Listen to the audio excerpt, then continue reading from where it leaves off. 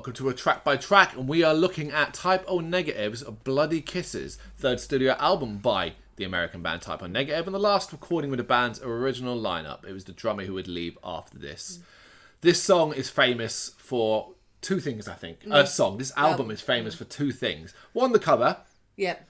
Two, one song. Yeah. Particularly on it. Probably the most famous, not even probably, the most famous Type O Negative track of all, which is, of course, is Black Number One, but we'll get to that in a bit.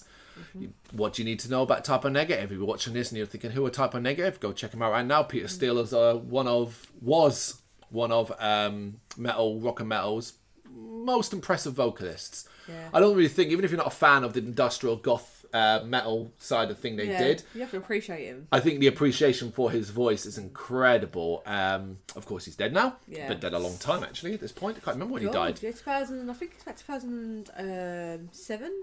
I think about 2007, I think he died. So, Type O, from my perspective, never a fan. In fact, I never really listened to any of their music at all growing up. Black Number One particularly didn't even come away till I was an adult, really. Don't remember him. I may have heard it when I was younger on the radio and whatever, but I've certainly never listened to a Type O Negative album in full until this one. It was fun. It was a fun experience. Kind of like go back and watch the Nightwish me and Brendan did, and kind of the re-experience of having listened to something in full that you haven't either ever before. And when it's a good album, we often get stuck, I guess. Well, we choose them, so it's kind of by choice with bad albums, so it's kind of great when you get a good one. Yeah. However, this is 73 minutes and 17 seconds long, which is a problem in itself. Yeah, it's a long old slog. It is. It's the original release is 14 tracks long. That's the one we're doing. Okay. We're doing the 14 tracker because it's the one I did. Yeah. So I don't care if no one else followed along with me. I did do this one. Okay, cool. Yeah. The 14 track one is the one I did. So first things first, I wonder. And it's a legit question. I wonder how many people have had sex this album. Oh, God. Think about it like that. If you were to talk about a sexy album...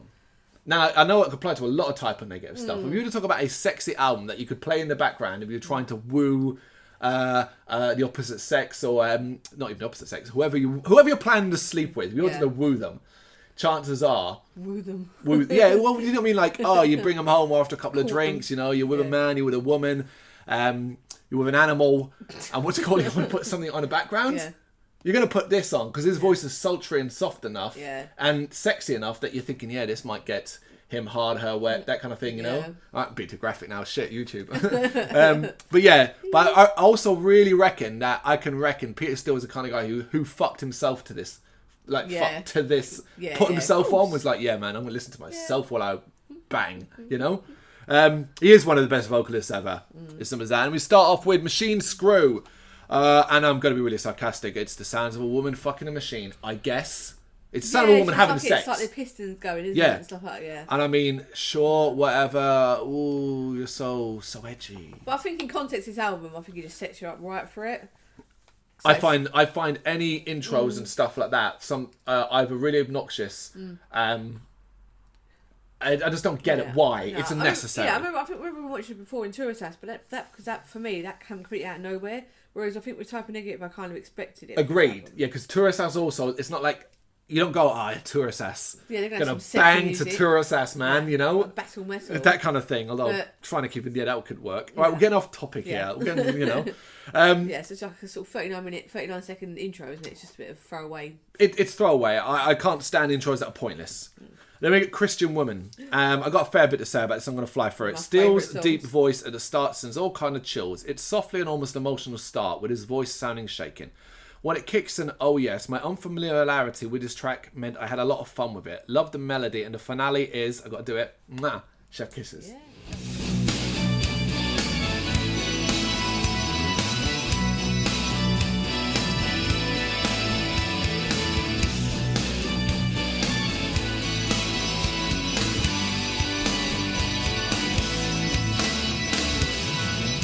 It's one of my favourite Type O Negative songs. I've listened to it to death, so love it. It's brilliant. It's simply a brilliant track. To me, it'd be now more than ever, even over Black Number One, I would want to show this track off to someone because of the variation in his vocal style. And the ending, I think it's brilliant. Yeah. I like his I like little sort of with Type O Negative, they don't take themselves too seriously. So there's goth and there's also like little in jokes.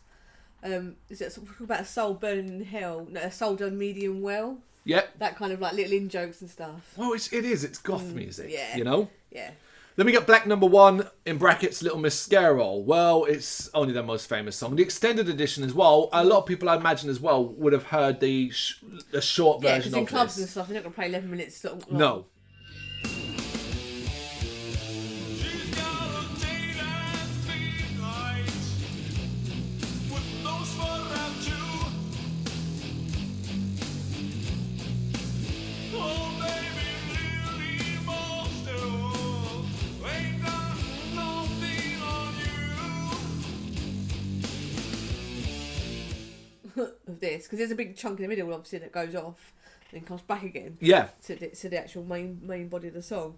And it's unbelievable. And again, listen to it. I was like, I wonder how many guys and girls have had gothic snogs to this in the club. Do you know what I mean? I actually prefer the longer version, though. I actually do. There's more to it. There's more meat to the bones.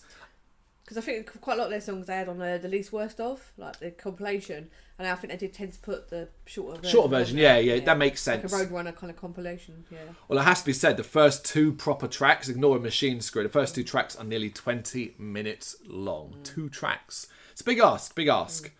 Faye Ray come out and play more sexy stuff. I looked into it because I was like, who's Faye Ray? And Faye Ray was the one that played the damsel in distress in the Godzilla films. So she's quite well known for that. But yeah, it goes again. I didn't get the thing of it.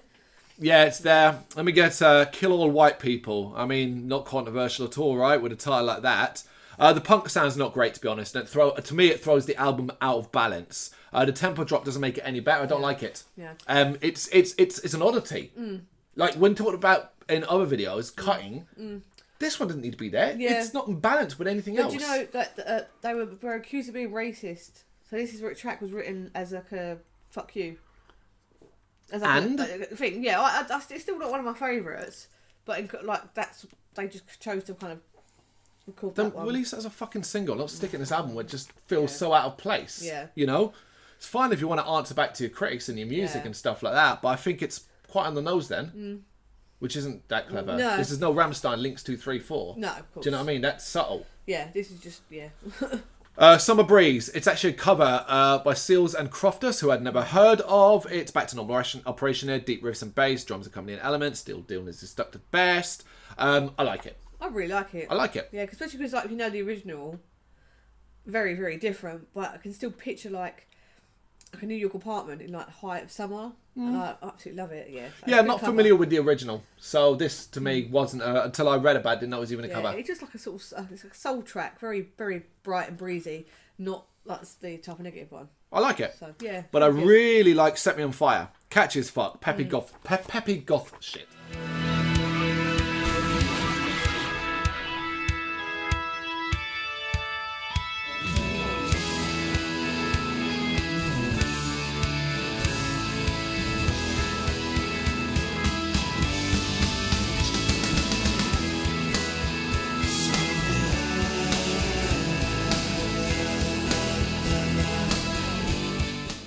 Yeah. Yeah. Yeah, it's the organ. That's Yeah. what I like the organ. Yeah, organ's wonderful. Yeah, it's so great. Like 60s kind of like bit of feel to it. Yeah. Yeah. Good. Then we get Dark Side of the Womb, and instead, guys, you're going to be really happy. Instead of fucking, we now get a baby crying. Dark Side of the Woo! Womb. Yay, Yeah. fun, because nothing's more But irritating it's than your 27, headphones. it's 27 seconds long, so That's 27 seconds I didn't need. yeah. I don't get it. Yeah. I don't get what these intermissions and intros and sections give to the album overall. I don't think they were needed. I really don't. Normally, what's the overriding story of this album? There isn't one, really, is there? No, not No, really. except fuck. Yeah. I want to make an album that you can bang to. But I'm going to make sure when you're banging away, imagine you're getting right down and dirty with it with someone, and that- Dark Side of the Womb comes on. Yeah, probably. Oh man, that's going to ruin the moment. We Hear Everybody, a punk sing along that's way more of a piss take than you might initially realise. I like it more because it's a piss take. Yeah. But again, the problem for me with this album is these tracks, when you hold them up, there's two things here. It's either fucking amazing or just alright. Yeah. There's no like, oh, that's good, you know? Yeah? Bloody Kisses, in brackets, a death in the family. A rainy winter's day. All her pain she kept inside. Could no longer hide. Don't cry for help. She killed herself. It's nearly 11 minutes long. This takes some work, but these huge and sprawling tracks, as I just said, are my actual preference. Yeah. Give me stuff to think about, and it does this. Also, great use of keys. Yeah. Yeah, great. It's good. It's a good song. I really like it because it takes you back to what type of negative they do best. And they are that. Yes. And there was no one else really like them. I mean, like obviously early 90s. That wasn't around then. Well, I was 8. But yeah, I think they had like a little niche for themselves, didn't they? The goth mix of goth and industrial, I think so, because industrial was around, goth was around, and stuff like that. I think they were mixed. Did you call them industrial? Oh, industrial. I think they got industrial elements. Goth rock, really? Yeah. Elements. Yeah. I would. Yeah, I would. Well, then we get 30IF. It's 2 minutes of nothing, but actually, in a criticism of what I previously said, actually it's all right as it's a palate cleanser after the previous track. It's just chanting in mysterious sounds. Yeah, but that it fits went well better than other Yeah. bits. Yeah. Yeah. Yeah. Too Late, Frozen. Disconcertingly rough, but it's a killer track. I really enjoy it because then it's more the organs and I like the way it slows down, like a chunk, and it kicks back in again. So yeah, I'm really happy with that. Yeah. And we're getting to the end, folks, thankfully. Blood and Fire. Amazingly, at this stage, the band aren't exactly running out of steam. It's more straightforward goth rock tune. And to be honest, because of that, it's a little bit boring. I was kind of listening to it, waiting for the typo stuff to start. It doesn't. Yeah, it just kind of goes on. Yeah. Yeah. I get that. And then we get to Can't Lose You. And I can't say I'm unhappy that I've reached the end in that sense, because it's such a long album. And the indie musical melody at the start is something a bit different, but it's a crawl of a track, and I don't really enjoy it. I think I'm just, at that point, typoed out. Yeah, I mean, You I know? kind of I'd sort of, I like the slow, the sitar, is that the word for it? Sitar, yeah. I think it's sitar. Yeah, the Indian guitar Yeah, thing, I really enjoyed that. So that's like a little bit different. But overall, I don't think it's the strongest song to finish the album on. And like you said, by that point, you're kind of like... Done. Well, yeah, I would have preferred to have like a faster song. Considering how good it is at the start, how good the first two tracks are, Christian Woman and Black Number One, Yeah. I think the album probably gets worse overall, but not like it's not like a dive bomb. No. But I think they weighted it mistakenly. Like they done Christian Woman as the start and Black Number One as the last. Imagine that, which they would do. Now they would now to back up everything I've said. I'm going to read you this. A Digipack version was later released that removed 2 tracks, the intro and the interlude at the band's request, and added 1 new song. The track listing would then be Christian Woman, Bloody Kisses, Too Late, Frozen, Blood on Fire, Can't Lose You, Summer Breeze, Set Me on Fire, Suspended in Dust, the new one, and Black Number One. Exactly what I've just said. Removing the interludes because they're pointless by the band's request. So even they may have thought about it. Yeah. Cut the album down overall, cut a few tracks, which also, what else did they cut from that? Did they cut Kill All White People, removed from the Digipack, and weighted it with Christian Woman at the beginning, Black Number One at the end, your 2 strongest tracks. Yeah. That's interesting, yeah. Digipack sounds great. I have to give Suspended in Dusk a listen, actually. Yeah, well, it's 8.5 minutes long. But yeah, Digipack sounds more like my cup of tea than this was. But overall, I think it's a great album. I do think it's a great album. I think the strength of the good stuff easily outweighs the bad. Easily outweighs the bad. Yeah, you know? Definitely. But ultimately, I think if like you're an anti-type-off fan, you probably already know most of these tracks in the sense that like if you're anti them, it's because you don't like the tracks that are the famous ones. So there's nothing on here that's going to change your mind. No, not really. Because they are the ones we've already mentioned. Yeah. But yeah, there you go. Anything else to add? No, I mean I find sort of type of negative sometimes quite patchy when it goes up and down and stuff. I mean because I had like the least worst of, and obviously I went back from that and found out obviously the albums where they come from, the longer versions and things like that. I do like some of the newer stuff. I did not that new, but the newer stuff I really enjoyed as well. But yeah, it's good to go back and listen to this one. Yeah. Yeah. There you go then. There's our track by track of Bloody Kisses by Type O Negative. Let us know what you think in the comments. Hit that like and subscribe button. Thanks for watching.